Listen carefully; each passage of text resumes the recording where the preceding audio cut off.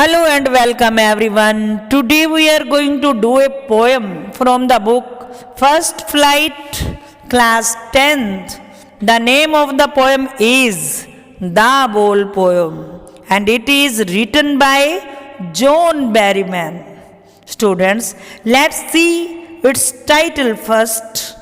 The title of the poem, The Bol Poem, is very symbolic and it has deep meaning behind it. The bowl here symbolizes the things which we love but lose.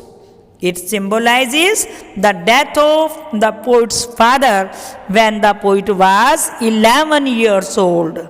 बेटा ये जो poem है इसका title बड़ा symbolic है, बड़ा गूढ़ अर्थ है इसके पीछे. द बोल किसको सिंबलाइज कर रही है?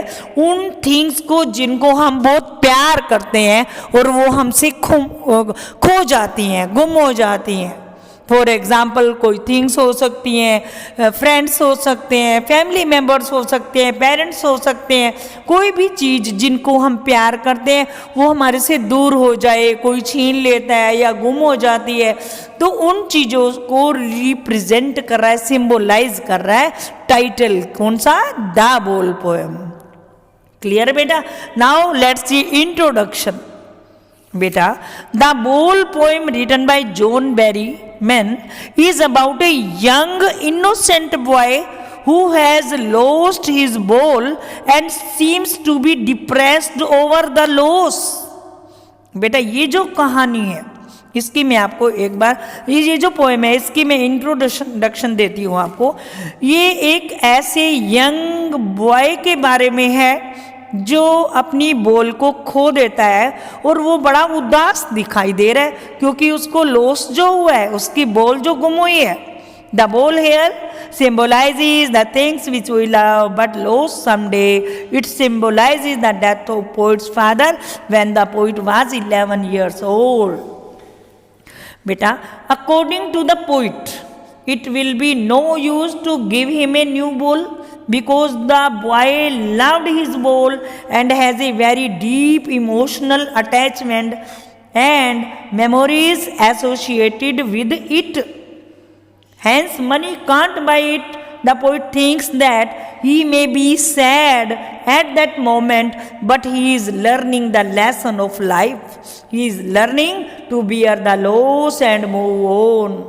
पोइट हमें क्या बताएगा? हम पढ़ेंगे पोएम में कि इस बच्चे की बोल गुम हुई है, वो बड़ा सैड है. अगर पोइट चाहे तो उसको कह सकता है कि एक बोल है, थोड़े से पैसे की है, इसके लिए क्यों उदास हो रहा है, मार्केट में मैं आपको और बोल ले देता हूँ. लेकिन पोइट कहता है नहीं. पोइट कहता है he may be sad at the moment. बच्चा इसलिए उदास तो चाहे जरूर है, उसकी बॉल गिरी है पानी में, लेकिन साथ साथ ही is learning the lesson of life. वो अपने जीवन में एक बहुत अच्छी चीज भी तो सीख रहा है ना. कौन सी चीज सीख रहा है? He is learning to bear the loss. कि किस तरह से कोई लॉस हो जाता है, कोई हानि हो जाती है, कोई चीज हमारे से चली जाती है, विदा हो जाती है, टूट जाती है, कोई चोरी कर जाता है, उस लॉस को किस तरह से सहन करना है. साथ के साथ बच्चा ये भी तो सीख रहा है ना. देखना पोइम को पढ़ के आपको बहुत अच्छा लगेगा. वो बच्चा भी सीख रहा है, साथ में हमें उस बच्चे के और इस पोइम के माध्यम से पोइट हमें सिखाना चाह रहा है. हम भी तो लेसन सीखेंगे ना इस पोइम से. ओके बेटा, next is the poem is written in a single stanza. देखो बेटा, यह आपको पूरी पोइम आपके सामने है, आपको दिखाई दे रही है. एक ही सिंगल स्टैंजा है तो हम कैसे पढ़ेंगे, है ना. हमारे लिए बड़ा मुश्किल हो जाता है. लेकिन ऐसा थोड़ी है कि हम स्टैंजा आवाज नहीं दे रखा तो हम इसको पढ़ेंगे नहीं. However I shall try breaking the poem into parts in order to go through the words and beyond the words. मैंने क्या किया, मैं आपको इस पोएम को पार्ट्स में डिवाइड करूंगी, लाइन्स में, और फिर आपको वर्ड मीनिंग के साथ लिटरेरी डिवाइसेस के साथ अच्छे से एक्सप्लेन करूंगी जो पोइट हमें बताना चाहता है। ओके बेटा, in original poem there are 25 lines. जो ओरिजिनल पोएम है ना, उस पोएम में 25 लाइन्स हैं, but in your syllabus there are line from line 1 to 20 are there, है ना। लाइन 21 to 25 आर ऑटोबायोग्राफिकल, ये उसकी पर्सनल जीवन से रिलेटेड है, इसलिए आपके सिलेबस में नहीं है। देखूंगी थोड़ा सा इसके बारे में, आपको मैं ओरली वैसे बताऊंगी जरूर, ठीक है बेटा। Let's see its structure means what is the structure of this poem, means how it is written, कैसे लिखी हुई है ये पोएम, स्ट्रक्चर बताना बहुत जरूरी है। देखो बेटा, the ball poem is written in blank verse. हमने पोइटिक डिवाइसेस करी है ना सारी, उसमें डेफिनेशन मैंने आपको ब्लैंक वर्स भी बताया था। अब आपको उसकी डेफिनेशन क्लियर हो जाएगी इस पोएम के माध्यम से। The ball poem is written in blank verse. A blank verse क्या होता है?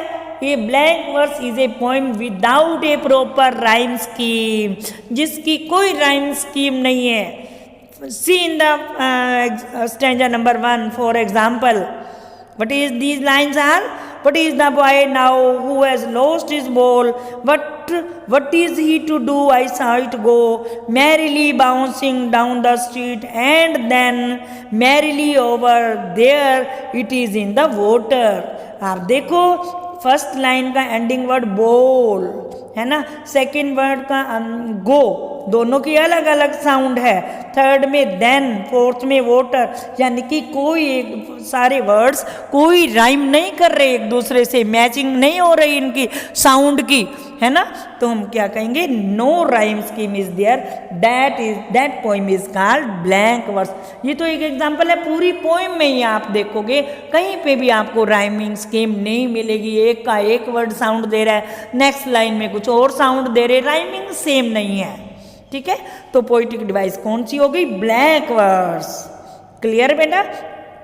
The ball poem is written in a long single stanza. आप देखो यहाँ पूरी पोएम की पोएम जो है कोई without any stanzas, only one single stanza that is long off 25 lines.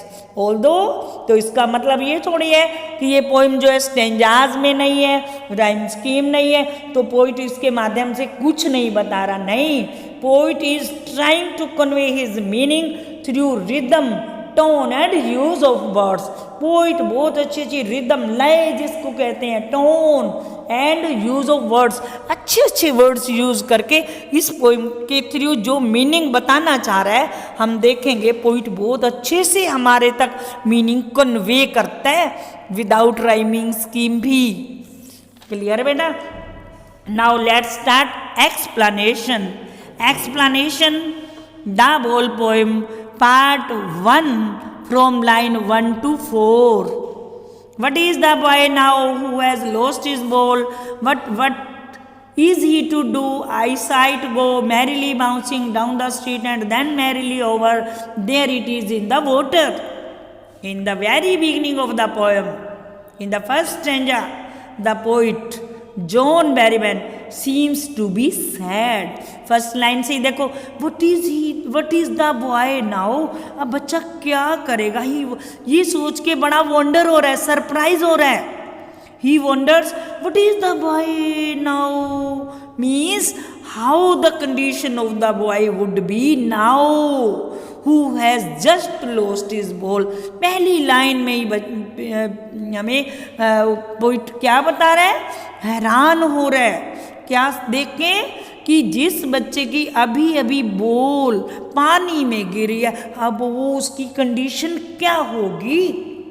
So the first stanza tells the whole story. इससे हमें क्या पता चल रहा है कि अब ये एक बच्चे की बॉल गिरी है पानी में।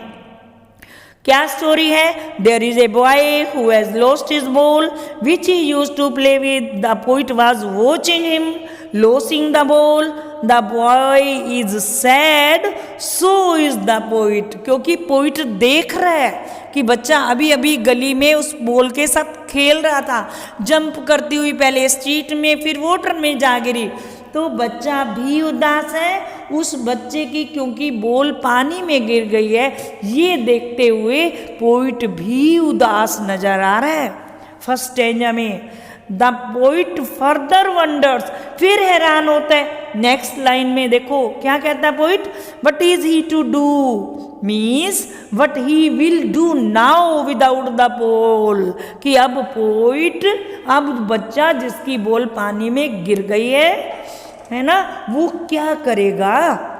The poet says that he has seen it, it किसके लिए आया है, the ball, go merrily bouncing down the street and then merrily over there it is in the water. Merrily means happily, but here it means freely, यहाँ merrily का मतलब happily ना कि freely आएगा, क्योंकि बॉल जा रही है ना मैरिली बाउंसिंग, तो यहाँ फ्रीली, फ्रीली का मतलब क्या है, as the boy can't catch it, क्योंकि बच्चे के आगे आगे से बॉल जो है जंप करती हुई खुले में दो आगे जाती जा रही है, तो इसका मतलब मैरिली, मैरिली का मतलब freely. Bounce here means going away, fast moving up and down, कि दूर चले जाना। So the line, in the line the poet says that he saw the ball going down the street fastly and then drowning in the water. Poet क्या बता रहे हैं हमें कि मैंने बॉल को जंप करते हुए तेजी से वो अप एंड डाउन करते हुए और दूर आगे जाके स्ट्रीट में से वो जंप करते हुए आगे पानी में डूबती हुई मैंने देखी। पोइट देख रहा है। क्लियर बेटा। अब हम इसमें इस स्टैंजा में देखते हैं which literary devices are used, कौन सी पोइटिक डिवाइसेस यूज हुई है। Number 1 anaphora. बेटा सब पोइटिक डिवाइसेस की मैंने आपको डेफिनेशंस लिखवा रखी हैं, फिर भी एक बार मैं साथ में आपको बताते हुए क्लियर, आप डेफिनेशंस वहाँ जरूर पढ़िएगा। एनाफोरा, एनाफोरा क्या होता है, यूज ऑफ रिपीटेड वर्ड्स। यहाँ हम देख रहे हैं what is the boy, what use हुआ है, रिपीट हुआ है, और मैरिली बाउंसिंग, मैरिली ओवर में मैरिली वर्ड यूज हुआ है, that means anaphora is used here. Number 1। Number 2 assonance. What is assonance, repeated use of vowel sound. यहाँ आप देखो why, now, who, lost, O sound repeat हो रही है, that means assonance use हो रही है। Imagery, When poet says merrily bouncing down the street, इस लाइन से हमें पता चल रहा है पोइट जो है इमेजरी पोइटिक डिवाइस यूज कर रहा है। फिर है रेपिटेशन, यह वर्ड आप देख रहे हैं वट वर्ड जो है और मैरिली वर्ड जो है रिपीट हुआ है, तो रेपिटेशन हम कह सकते हैं। क्लियर बेटा। Stanza part number 2 from line 5 to 10।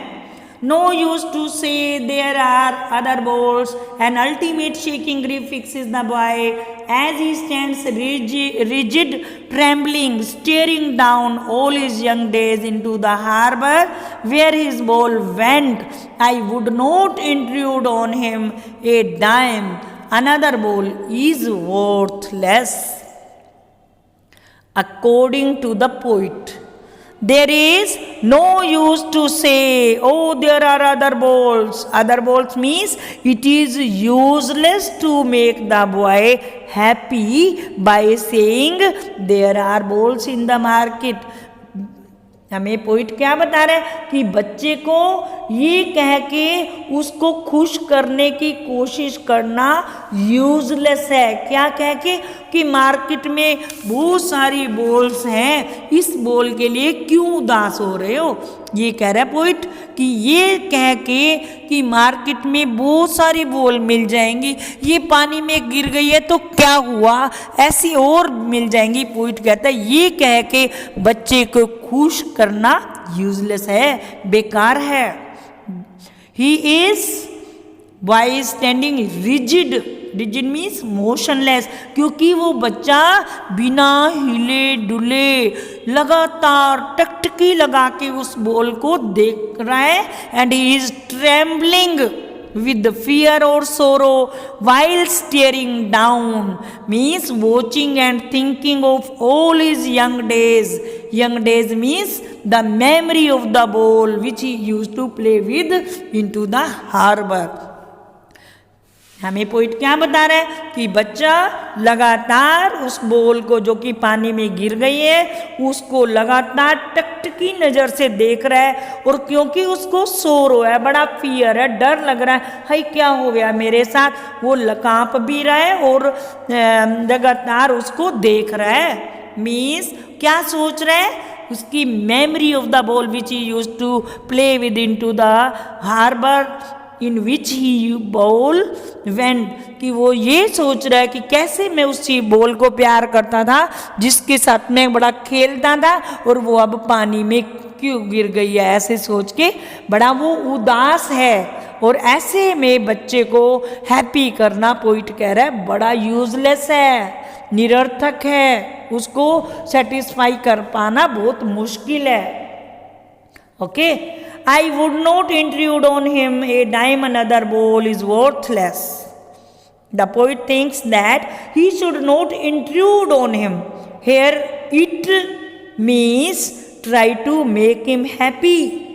Poet कहता है मैं इसको I will not try to make the boy happy because a dime here means money. Another ball means purchased by money are worthless for the boy. Poet कहता है कि ये बच्चे को एक तो मैं हैप्पी करने की कोशिश नहीं कर सकता क्योंकि मैं उसको कहूँ कि मार्केट से और बॉल मिल सकती है। मतलब क्या हुआ कि ये दोनों चीज़ें कहना बच्चे के लिए बड़ा वर्थलेस है। It is because the boy was very attached to the ball and loved it. क्यों? उस बच्चे को ये समझाना छोड़, बच्चे पानी में बॉल गिर गई तो कोई बात नहीं, बहुत मुश्किल है। क्यों? क्योंकि वो बच्चा उस बॉल के साथ अटैच्ड है, वो उसको प्यार करता था, है ना। Money can not bring back his ball, पैसे से नई बॉल तो आ सकती है लेकिन उस बॉल के साथ जो उसकी अटैचमेंट थी, उस बॉल के साथ जो उसका लव था, that can not be bought by the money, है ना बेटा। Hence a new ball can not make him happy. इसीलिए पोइट क्या कह रहा है कि नई बॉल चाहे हम उसको ला के दे दें वो उसको हैप्पी तो नहीं कर पाएगा ना, because he is attached, emotionally attached, he has emotions, love with that ball which has fallen into the water. Clear बेटा। सी लिटरेरी डिवाइसेस इसमें यूज हुई है रेपिटेशन। आप देख रहे हैं इस स्टैंजा में बोल वर्ड जो है रिपीट हुआ है और no rhyme scheme is in any lines. हम देखेंगे, हमें पता ही है, ये मैंने आपको स्टार्टिंग में ही बता दिया कि इस पूरी पोएम में हमें राइमिंग स्कीम नजर नहीं आएगी। That means blank words use हुई है। ओके बेटा।